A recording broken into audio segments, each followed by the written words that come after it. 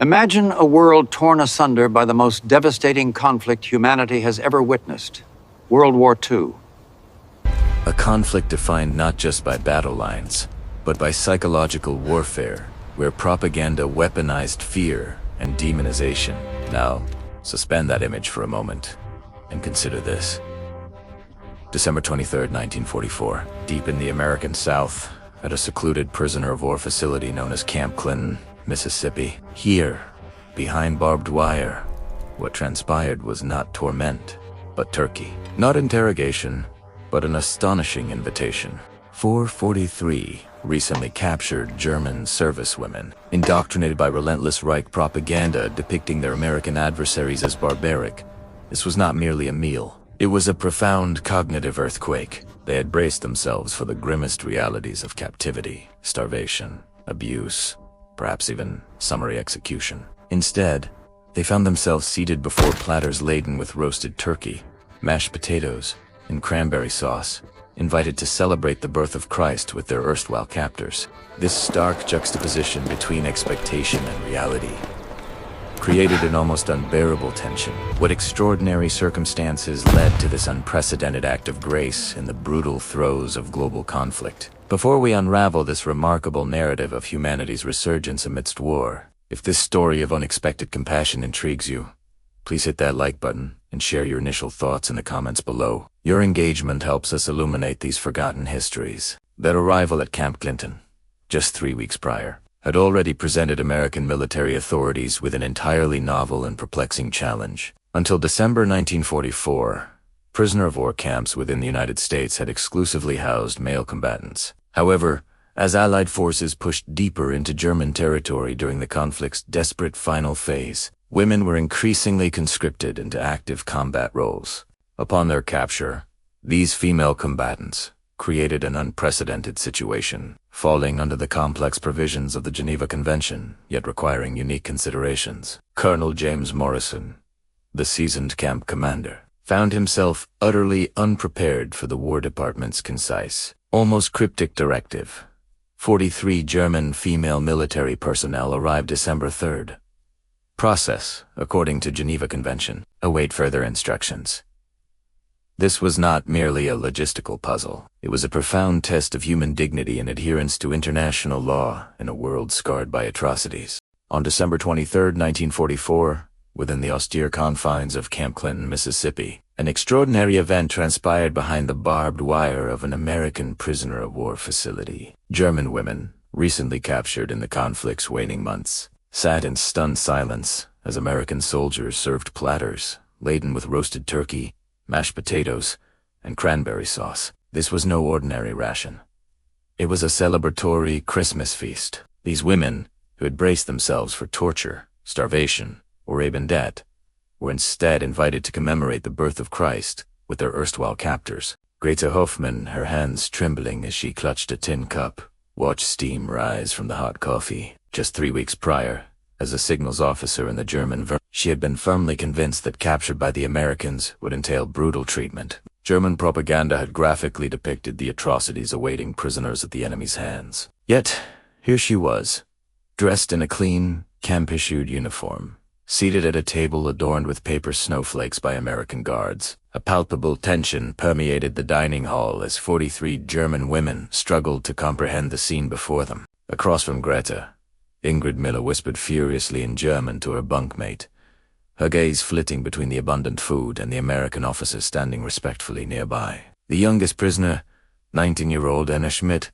had not touched her plate at all. The journey to this improbable Christmas dinner began 3 weeks earlier, when transport trucks rumbled through the gates of Camp Clinton carrying an unprecedented consignment. Until December 1944, the camp had exclusively housed male prisoners of war. However, as Allied forces pushed deeper into German territory, a new reality emerged. In the Third Reich's desperate final defense, women had fought alongside men. Upon their capture, these female combatants presented American military authorities with an entirely novel challenge. Colonel James Morrison, who had managed the POW camp for 2 years, found himself thoroughly unprepared for this unique assignment. The War Department's directive was concise and somewhat cryptic.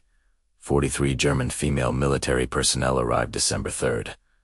Process, according to Geneva Convention. Await further instructions. Morrison spent a sleepless night contemplating how to accommodate, guard, and administer these female prisoners without compromising security or inadvertently sparking an international incident. The women themselves anticipated the gravest outcomes. German propaganda had vividly portrayed American cruelty toward prisoners, indoctrinating them with fears of torturous interrogations, forced labor under dangerous conditions, and systematic humiliation. Contrary to these expectations, they were assigned to a separate barrack, hastily converted from officers' quarters, equipped with individual cots, clean bedding, and a small recreational area. Greta Hoffmann, 32, emerged as the informal leader of the group. She had been among the last German forces defending a critical communications hub near the Belgian border when she was captured swiftly and professionally. American infantry had simply surrounded their position and demanded surrender via loudspeakers. There were no shots fired, no violence. Even during their sea voyage to the United States, the treatment remained dignified. Elmost Hentley. What truly disoriented Greta was not harshness, but its conspicuous absence. Where were the interrogations, the threats, the deliberate cruelty they had been warned of? Instead, American guards politely inquired about dietary restrictions, provided medical care for minor injuries sustained during capture, and even permitted them to write home. This profound disparity between expectation and reality fostered a psychological tension more unsettling than overt hostility. A significant disruption to their ingrained perceptions occurred during their initial medical examination. Dr. Sarah Chun, one of only 3 female physicians in the entire U.S. Army, was specifically assigned to Camp Clinton to manage this unique situation. The German women entered the medical facility expecting humiliating inspections designed to degrade and break their spirits. Instead, Dr. Chun conducted a professional health assessment with the same dignity afforded to American servicewomen. Ingrid Miller, a former nurse in the German Medical Corps, found herself conversing with Dr. Chun about surgical procedures they had both studied. Despite being on opposing sides of a brutal war, both women had sworn the Hippocratic Oath, an irony not lost on either. During their 20-minute examination, they discussed techniques for treating shrapnel wounds, a subject intimately familiar to both from their wartime service. The psychological evaluations proved equally unexpected. Captain Robert Martinez, the camp psychiatrist, explained that the assessments were designed to identify women suffering from combat trauma, not to extract military intelligence or exploit psychological weaknesses. Indeed, several prisoners, including young Anna Schmidt, displayed symptoms later recognized as post-traumatic stress disorder. Anna had been conscripted only 6 months before her capture, assigned to anti-aircraft artillery, defending an ammunition factory, where she witnessed the deaths of 12 comrades in an Allied bombing raid. The nightmares that plagued her sleep in the barrack were not of American captivity, but of the faces of friends who had not survived the war. Captain Martinez arranged psychological counseling for her, a concept so alien to German military doctrine that Anna initially refused, believing it to be an elaborate interrogation technique. The administrative processing revealed another layer of unforeseen complexity. Unlike male posts, who typically held clear military ranks and unit designations, these women represented a cross-section of German society, propelled into military service under desperate circumstances. There were professional officers like Greta, medical personnel like Ingrid, conscripted factory workers like Anna, and even a former schoolteacher named Elizabeth Weber, assigned to radio operation despite lacking any technical training. The evolving daily regimen at Camp Clinton necessitated a careful negotiation between military imperative and human dignity. Colonel Morrison engaged in extensive consultations with Klaus Richter, a Red Cross representative and Swiss diplomat, who visited the camp weekly to ensure adherence to international law. Richter was impressed by the American efforts to accommodate cultural differences while maintaining security protocols. The morning routine established for the female prisoners struck a balance between military discipline and recognition of their specific needs. Reveille sounded at 6:30, followed by personal hygiene time, with facilities modified to ensure privacy.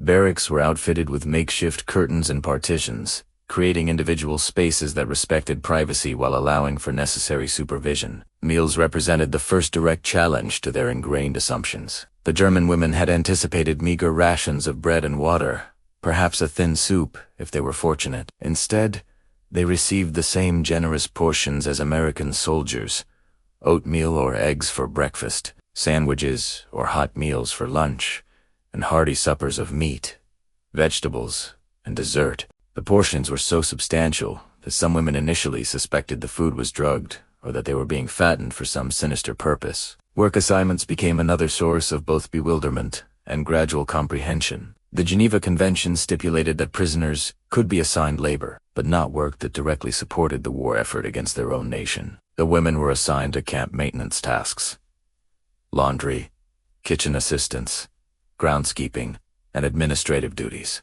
These tasks rotated weekly to prevent monotony and ensure fairness. Most surprisingly to the prisoners was the respect American personnel showed for their professional skills. Ingrid Miller was permitted, under supervision, to assist in the camp's medical facility. Greta Hoffman's organizational abilities led to her being consulted on efficient prisoner management. Elizabeth Weber helped establish a small library and educational programs. Far from being stripped of their identities and capabilities, they found their talents recognized and constructively utilized. The gradual erosion of apprehension created space for observation and reflection. The American guards were young men, many no older than Anna Schmidt. Their longing when speaking of home and family mirrored the German women's own yearning for their loved ones. Some guards displayed photographs of girlfriends or wives, fostering moments of shared humanity that transcended the wartime context. By mid-December, an unexpected routine had solidified within the female prisoner section of Camp Clinton. Initial fear had given way to cautious adaptation,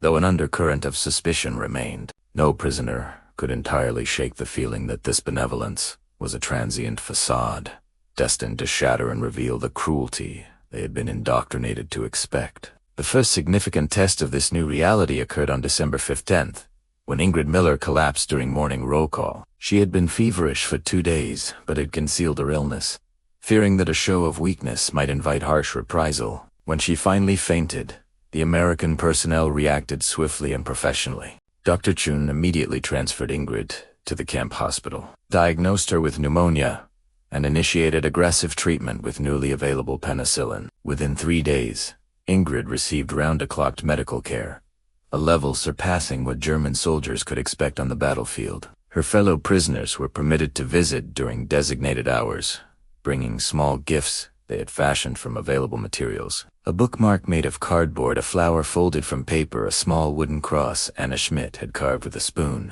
These acts of care in captivity forged bonds between the women that would have been impossible in the chaos of war. The period of Ingrid's recovery fostered deeper conversations among the prisoners about their shared experiences. Greta Hoffman found herself assuming an unexpected role as a group counselor, helping her companions process the cognitive dissonance between their expectations and the emerging reality. Elizabeth Weber began offering English lessons using books from the camp library, partly to pass the time, but also because several women expressed a genuine interest in understanding the language of their captors. Captain Martinez observed these developments with professional interest and growing respect. In his daily reports to Colonel Morrison, he noted the prisoners' remarkable adaptability and the absence of any security incidents. The women had organically organized themselves into an efficient community, resolving disputes through discussion rather than confrontation, and maintaining a military discipline even without external compulsion. The approach of Christmas introduced a new variable into Camp Clinton's delicately balanced environment. American personnel began decorating communal areas with traditional holiday symbols: evergreen boughs, paper stars, and strings of lights salvaged from pre-war celebrations. The German women observed these preparations with complex emotions, recalling their own Christmas traditions while wondering if and how the holiday would be acknowledged in their current circumstances. Christmas, regardless of political affiliation, had always been central to German culture. Even in wartime, families maintained traditions of gift-giving, carol, singing, and shared meals. The women began to quietly discuss whether they might celebrate the holiday in some small way, perhaps by singing traditional carols or sharing memories of past celebrations. They dared not ask directly, still uncertain of the boundaries of their captors' tolerance, but the announcement arrived on December 22nd. At supper, Colonel Morrison entered the dining hall, accompanied by Dr. Chun and Captain Martinez, their expressions serious but devoid of hostility. The 43 German women fell silent, anticipating news that might shatter the fragile peace they had found in Camp Clinton. Instead, Morrison cleared his throat and, in his carefully practiced German, stated, "Tomorrow evening, we invite you to join us for Christmas dinner. This is not an order, but an invitation. All who wish to participate will be welcome." The silence that followed was profound. Several women exchanged disbelieving glances. Anna Schmidt began to weep softly. Whether from joy or confusion was unclear. Greta Hoffman slowly rose from her seat and, in English, asked, "Colonel, we do not understand. Why would you celebrate Christmas with prisoners?" Morrison's reply resonated in the women's memories for decades. "Because tomorrow, we are not guards and prisoners. Tomorrow, we are all children of God, celebrating His birth." The preparations for Christmas dinner transformed into a collaborative effort that reshaped the entire camp atmosphere. American guards worked alongside German prisoners, decorating the dining hall with handcrafted ornaments. Elizabeth Weber taught several guards basic German Christmas carols, while they, in turn, shared English versions of the same songs. The language barrier dissolved into harmony amidst familiar melodies, bridging the chasm between erstwhile enemies. Kitchen staff, both American and German, collaborated to prepare a lavish meal that honored both national traditions. The main course was traditional American turkey, with all the trimmings. But the German prisoners were permitted to use ingredients specially procured by the quartermaster to prepare stolen bread and spring roll cookies. The aroma of baking spices permeated the entire camp, creating an atmosphere of home many had not experienced in years. Ingrid Miller, now recovered from pneumonia, found herself working alongside Dr. Chun to ensure all prisoners were healthy enough to participate in the celebration. Their medical cooperation had evolved into a nascent camaraderie, despite the artificial boundaries imposed by war. As they checked on each woman's physical condition, they quietly discussed their respective childhood Christmas memories, finding common ground in shared humanity. On the evening of December 23rd, an unprecedented anticipation settled over the camp. The German women were permitted to wear the best clothing they could find, rather than their standard prisoner uniforms. Some managed to fashion rudimentary jewelry from available materials, while others styled their hair in ways that evoked peacetime elegance. The transformation was striking. They were no longer defeated captives, but women preparing to celebrate the most sacred night of their faith. When the dining hall doors opened at 18 o'clock on Christmas Eve, the German women entered a space utterly transformed. Candles flickered on each table, casting a warm glow over makeshift white tablecloths fashioned from bedsheets. Paper angels, crafted by American guards in their off-duty hours, hung from the ceiling. A small evergreen tree, decorated with ornaments made from tin cans and colored paper, stood in the corner. The seating arrangements were meticulously planned to encourage interaction while respecting comfort. German prisoners sat at mixed tables with American personnel, and translators were strategically positioned to facilitate conversation. Colonel Morrison had made it clear that this was not a propaganda exercise or an intelligence-gathering operation, but a genuine attempt to honor the spirit of Christmas beyond national borders. Greta Hoffman found herself seated next to Sergeant William Thompson, a guard from Iowa whose family ran a dairy farm. Through fragmented conversation, a mixture of German, English, and gestures, they discovered they had both grown up in rural communities, where Christmas meant family gatherings and traditional foods. Thompson showed a photograph of his sister, who was around Anna Schmidt's age, creating a moment of connection that humanized the abstract concept of an enemy. The meal itself became a profound experience of shared humanity, as plates were filled with turkey, stuffing, cranberry sauce, and German stollen. Conversations, initially tentative, grew increasingly animated. Dr. Chun found herself explaining American medical schools to Ingrid Miller, while Captain Martinez discussed his pre-war career as a teacher with Elizabeth Weber. When approached with genuine curiosity and mutual respect, the barriers of language and nationality proved surprisingly permeable. Anna Schmidt, the youngest prisoner, perhaps experienced the most dramatic transformation of the evening. For weeks, her initial fear had given way to cautious trust. But Christmas dinner represented something entirely new. Acceptance. As Sergeant Thompson's table began to sing Silent Night in English, Anna joined in, her voice in German. Other voices swiftly blended into their harmony, forming a multilingual chorus that brought tears to the eyes of many in the room. The evening culminated with Colonel Morrison rising to offer a toast, speaking slowly to allow for translation. "Raising a glass of apple cider," he said. "Tonight we remember that before we are Americans or Germans, soldiers or prisoners, we are all created in the image of God. May this Christmas remind us of our common humanity, and may we all return home soon." The response was unanimous. 43 German voices and dozens of American voices echoed together. Amen. The exchange of gifts was one of the evening's most unexpected aspects. American personnel had quietly prepared small presents for each German prisoner. Handmade items such as carved wooden crosses, knitted scarves, and German language books sourced through Red Cross channels. The prisoners, despite lacking resources to reciprocate with material gifts, offered what they could: songs, poems, recited from memory, and small crafts fashioned from camp materials. Elizabeth Weber stood and recited a German Christmas poem she had taught to her students before the war, her voice resonating with the peaceful rhythms of memory in the hushed dining hall. The poem spoke of shepherds watching their flocks and angels, bringing tidings of great joy, themes that resonated regardless of nationality or current circumstance. When she finished, the applause was heartfelt and sustained. The most poignant moment occurred when Anna Schmidt approached the small Christmas tree and hung a tiny ornament she had carved from a bar of soap during a sleepless night. It was a crude depiction of an angel, but crafted with care and hope. As she placed it among the other decorations, she whispered in German, "For my brother, who cannot come home." The ensuing silence was broken only by Sergeant Thompson gently placing a hand on her shoulder and saying, "He would be proud of you."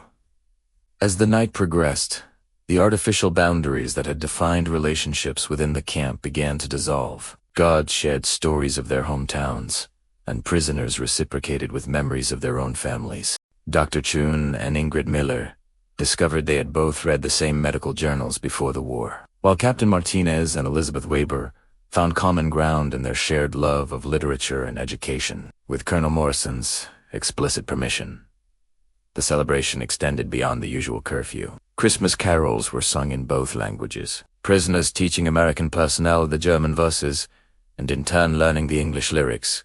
The dining hall filled with the sounds of O Tannenbaum and Hark, the Herald Angels Sing, performed by voices that had never imagined singing together. When the gathering finally concluded around midnight, the farewells were unexpectedly reluctant. Handshakes lingered, and hugs were exchanged with genuine warmth. Several prisoners expressing gratitude in broken English to the guards who had become akin to friends. As the German women returned to their barracks, they carried with them an experience that would fundamentally alter their understanding of their captors and of themselves. In the days following the Christmas dinner, the atmosphere at Camp Clinting underwent a subtle but significant transformation. While formal barriers between guards and prisoners remained for security reasons, the underlying tension of the initial weeks of captivity had largely dissipated. Both American personnel and German prisoners developed a newfound appreciation for each other's humanity in their daily interactions. Greta Hoffman found herself in the unusual position of becoming an informal liaison between the prisoner community and the camp administration.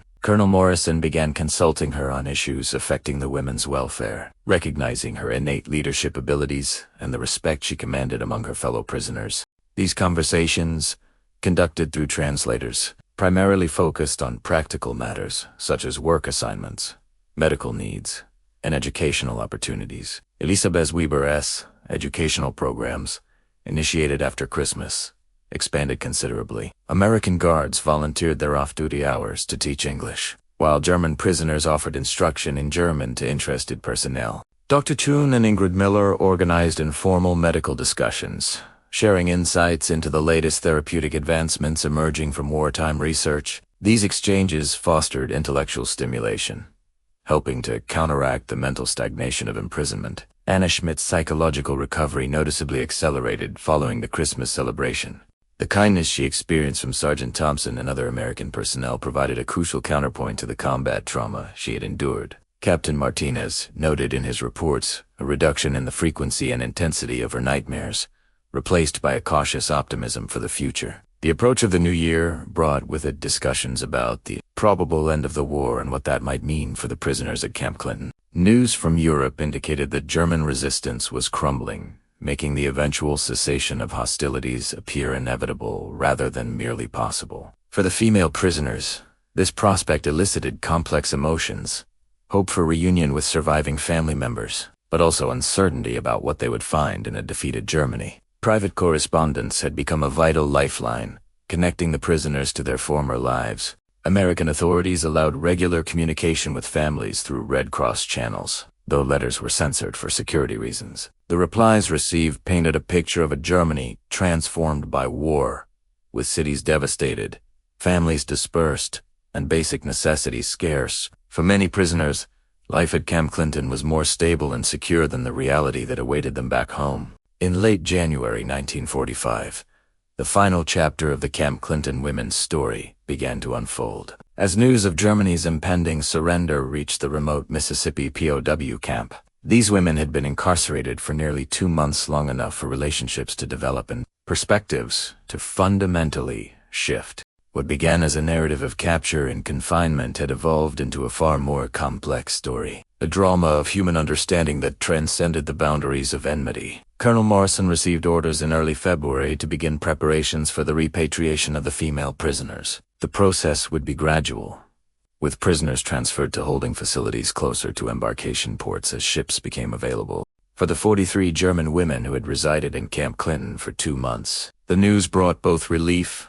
and an unexpected sadness. The farewell preparations became an emotional exercise, designed to acknowledge relationships that should not have existed but had grown profoundly meaningful. American guards, who had initially viewed the German women as dangerous enemies, now saw them as individuals with names, stories, and dreams. Dr. Chun held genuine professional respect for Ingrid Miller's medical knowledge and dedication. Captain Martinez was moved by Anna Schmidt's resilience and growth in overcoming her trauma. Greta Hoffman found herself in a position of expressing gratitude that was almost surreal, given the circumstances. In her final conversation with Colonel Morrison, carefully translated, she stated, "Colonel, when we arrived here, we expected to be treated as enemies. Instead, you treated us as human beings. This is something we will never forget." Morrison's reply was equally profound. Perhaps this is truly how wars end, not by treaty, but by recognizing that our enemy is also our fellow human.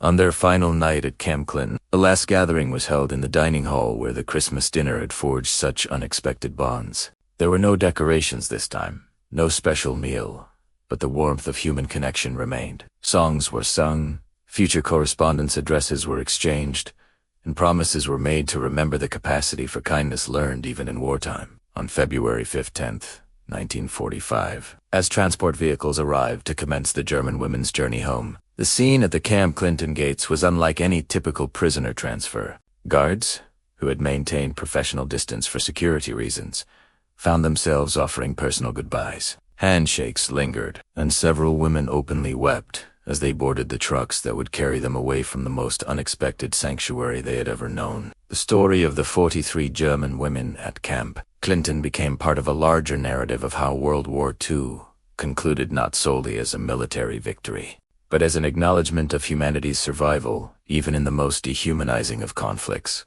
Their Christmas dinner on December 23, 1944, was more than just a meal. It was a testament to the possibility of dignity, compassion, and hope persisting even in the darkest circumstances. Years later, several of the women would write about their experiences at Camp Clinton, calling it a turning point in their understanding of Americans and of themselves. Greta Hoffman eventually became a peace advocate in post-war Germany, often citing the Christmas dinner with her former enemies as the moment she learned that forgiveness was possible. Anna Schmidt immigrated to the United States in 1952, settling in Iowa, where she maintained a lifelong friendship with Sergeant Thompson's family. The Christmas miracle at Camp Clinton stands as enduring proof that, even in war, the human capacity for goodness, understanding, and redemption can transcend the artificial boundaries created by conflict. In humanity's darkest hour, a group of female prisoners and their American captors discovered that the Christmas message of peace on earth, goodwill toward men was not merely a seasonal sentiment, but a profound truth about the resilience of the human spirit.